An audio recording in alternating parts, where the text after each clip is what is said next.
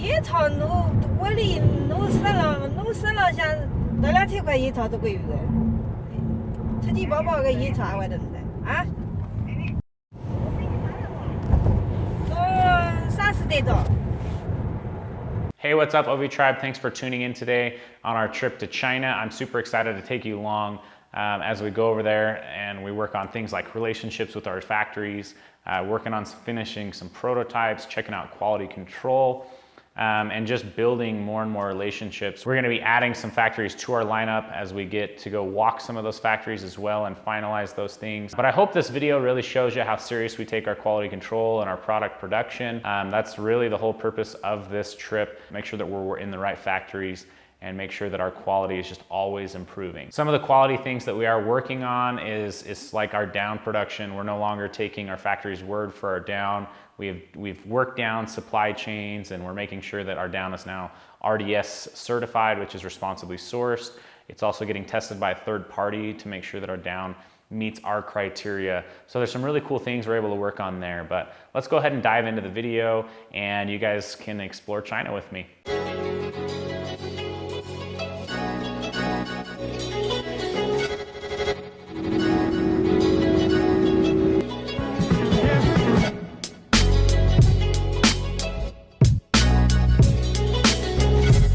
Well, I've just made it to the hotel here, and it is finally time to take a rest.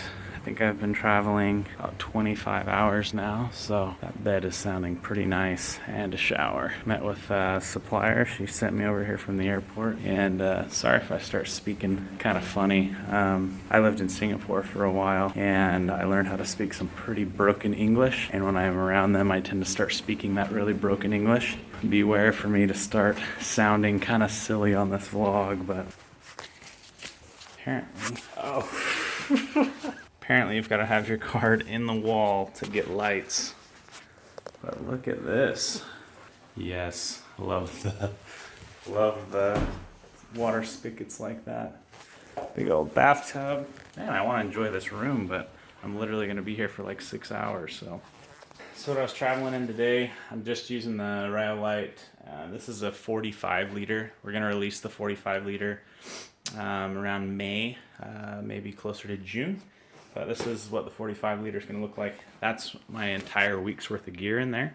All right, guys, time to say goodbye to the room here. Today we're gonna be heading over to a hammock factory, and apparently I've got another 3 hours and 40 minutes of traveling just to get to the hammock factory. So if yesterday wasn't enough, here we go for today.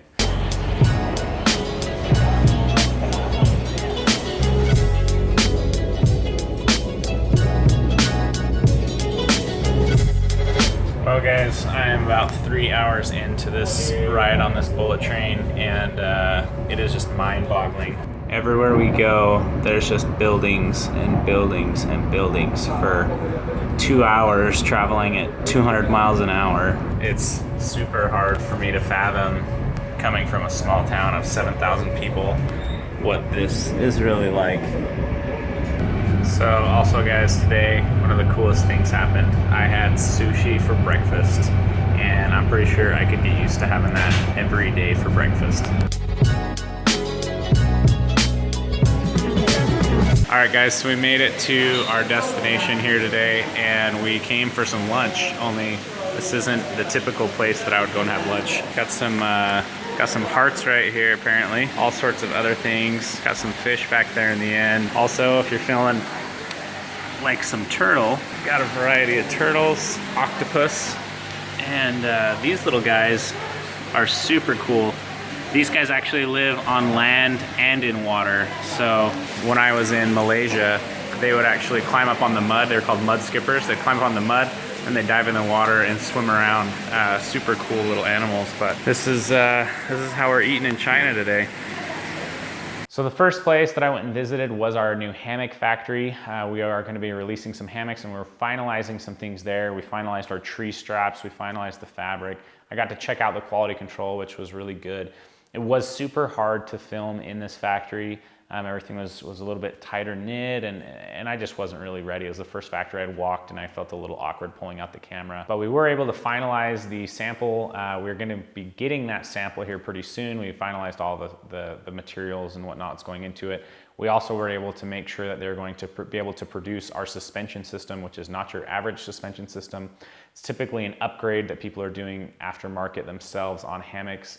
We're gonna be able to offer that straight out of the gate for you guys, which is gonna be super cool. It's gonna keep the weight down a lot and allow it to be really adjustable. I'm not gonna release what that is, and I'm also not gonna release the weight of the hammock until a later date. Just know that we have a really, really cool hammock system coming up that's gonna work with some other items that we're gonna be releasing in the summer. The city was basically a touristy city up in the mountains.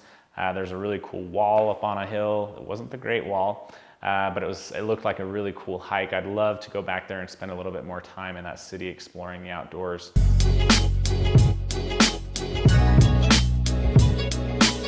Good morning, China. This is the view from the hotel room that I'm staying at. I drove in here in the middle of the night last night and have no idea where I'm at, but I am running late. We have a ton more to do today. We're gonna walk 2 factories today. Actually, we're gonna walk 3 factories today. A couple of our sleeping bag factories, as well as a new sleeping bag factory, or a new sleeping pad factory.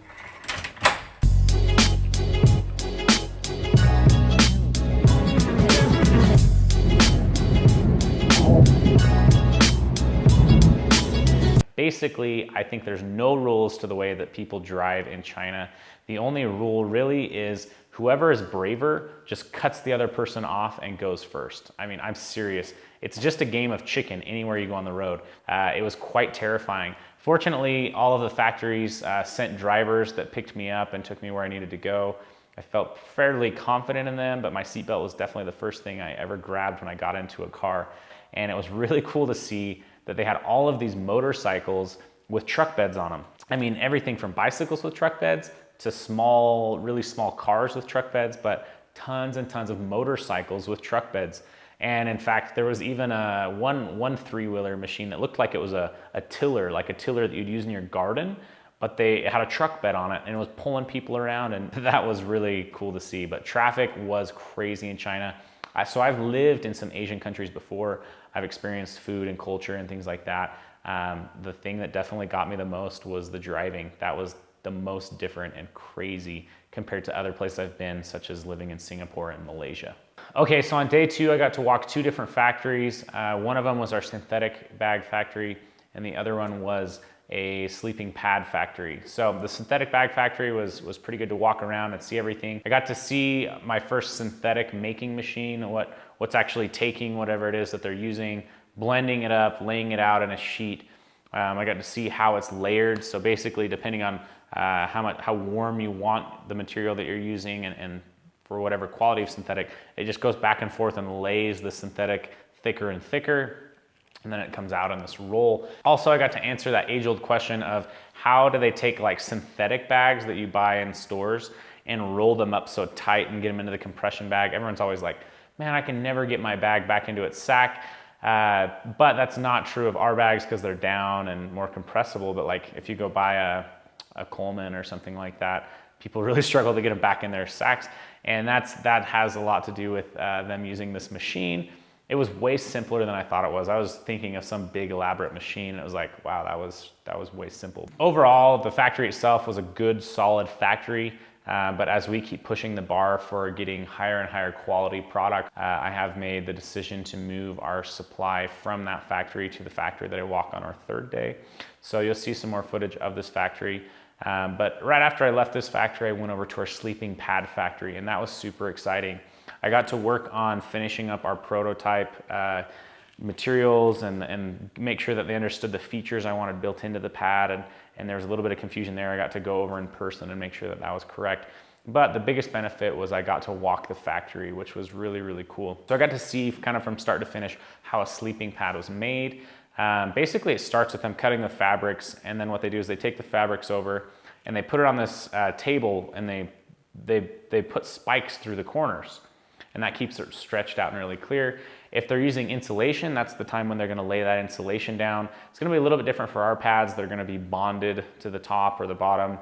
But these, you know, for the video that we do have, it's just they're just kind of sitting the insulation in the tubes. And then they take the top piece of fabric and they stretch it really tight again, and they put it on those spikes on the sides. Then they're going to run it through a machine that's going to press it like a big iron, applying a lot of heat as well as a lot of pressure, and that's what seals the pad. After it goes through that little process, then it's taken and all the corners are trimmed off. It's kind of prettied up. But the really, really cool thing, the most important thing about working with this factory is the fact that their quality control is awesome. So every single pad that is made through the factory is blown up and left for 24 hours. They then, at the end of 24 hours, check it to make sure it's still full, make sure it's measuring the proper measurements, and that everything is okay with the pad. If it needs to, they use a water tank to find if there's a leak or anything like that. But for the most part, they said that of 1,000 sleeping pads, there might be 2 or 3 defects. That might be normal. And obviously those don't get shipped out of the factory, but that's normal. If there's any more than that, then they actually go back and start looking at their processes and redesigning how they're making it if needed, and making sure that there's no issues. But it's really, really cool to know that every single sleeping pad that is coming out of that factory has been blown up and tested. It was really cool to walk through that room though, and just to see these mountains of sleeping pads everywhere, just stacked to the roof. And also, I mean, there's pillows and there's all sorts of different things. It was also really cool to see some really bigger names in the sleeping pad industry and be able to walk right past their pads while they're being made and know that we're in the same factories that those guys are. It's kind of that last slap on your back saying, hey, this is a good factory and it's someone that you could probably work with. So really, really excited about the sleeping pads. I think that they are going to be phenomenal, and we're going to have sleeping samples really soon in a video. In fact, I've got them sitting right over here on my shelf, and we're going to be filming a video pretty soon going over some of the features of those. So sleeping pads are in the pipeworks. I'm not going to give you any details here as well. Again, this video isn't about that, but the sleeping pads are going to be really nice and really well priced. So on the third day, I got to walk what is going to be our main factory. So after going through all the factories that we were using and then walking through this factory, it solidified my decision to switch some of our production to this factory, to take our quality from really, really high to phenomenal. This factory has amazing quality control. As you'll see, they've invested in even machinery like the needle machine, which, by the way, our bags, I don't even believe we'll need to go through those, because those are really for bags that are being made by machines. Our bags are too technical for a machine to be making. But anyways, just some cool things there. I got to walk through and see their processes, see the checkers of the bags, see what they're looking for. I also got to see their synthetic making machine, which is a more elaborate version of what I'd seen before. This particular factory has the ability to make some really, really high-end synthetics, which I'll talk about more in detail as we get closer to releasing some of those. But it actually has gotten me a little bit more excited about some of the synthetic options that are available. Really, I've actually had a synthetic jacket that I've been really impressed with, and it kind of made me realize, wow, if I get the right synthetics, there is some potential there. And so that's what I was kind of working on, and what this factory is able to provide to us. Again, the quality control in this factory was super good. Everything seemed really in line with what I was expecting out of a factory. The history of the quality of this factory is really good. Talking with other people in the industry and being able to kind of cross-reference there. It was also interesting to walk in and see some of the biggest named people in the industry also working with some other people there, and to know, wow, you know, these guys are working with this factory as well. So there's some kind of that second pat on the back saying, hey, we're in the right place doing the right stuff. I also got to spend a lot of time with the owner of the factory. He actually owns a couple factories from China, Taiwan, and Bangladesh. I got to spend, you know, a couple meals with him. I got to go to dinner with him and just talk about our company. And I think he's our newest brand advocate. He really got what the purpose was of Outdoor Vitals and what we're trying to do. He really likes the designs that we've come up with and some things we've got coming in the future.